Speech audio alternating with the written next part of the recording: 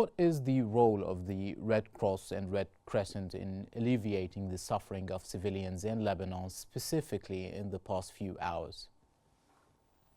Thank you for having me, Karim. And as the Red Cross and the Red Crescent in the region, our role is to alleviate the suffering of affected population. In the case of Lebanon, the Lebanese Red Cross is on the front line, trying to support the affected population, helping in transporting the injured and providing them emergency medical services, blood services, also relief items and mattresses, especially as you know, we have 850 shelter locations where the Lebanese Red Cross is helping the authorities to respond to the imminent needs on the ground. And they are sparing no effort to make to preserve the dignity of the affected population and save their lives. What is the scale of assistance that the Federation receives to support the Lebanese people during this time? Yeah, as the International Federation of Red Cross and Red Crescent Societies, since the escalation of the conflict in Gaza back in October 2023, we launched an emergency appeal. Under this appeal, we were supposed to mobilize more than 200 million Swiss francs.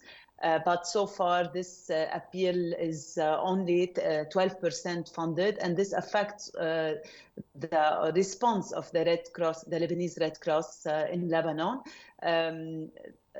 Recently, the IFRC has released 2 million Swiss francs under the emergency appeal to help the Lebanese Red Cross continue their, provision of imminent services and to be able to respond to the urgent needs, especially after September 15, as we have seen the situation have deteriorated dramatically.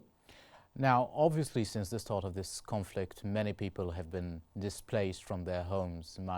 And of course, reports have been saying that it's probably almost 1 million people have been displaced from the southern areas in Lebanon.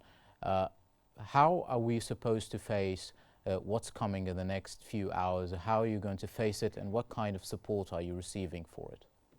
Yeah, sadly, the situation is becoming worse by the minute. And if you see the bombing all over Lebanon, so people are forced to move from different areas, especially from the south, from Beirut, and go to the north and to Mount Lebanon. There is no guarantees which areas will be safe, and this put a lot of pressure on the people. We have seen people are staying in the streets during the night. There are not enough shelters. And also the humanitarian needs are growing by the minute because, those people have left their homes, and this crisis comes, it's not in isolation. We have been in Lebanon facing a protracted crisis with a huge inflation and socioeconomic crisis, this impacting the whole Lebanese population. And this adds another layer to complexity to already dire situation in the country.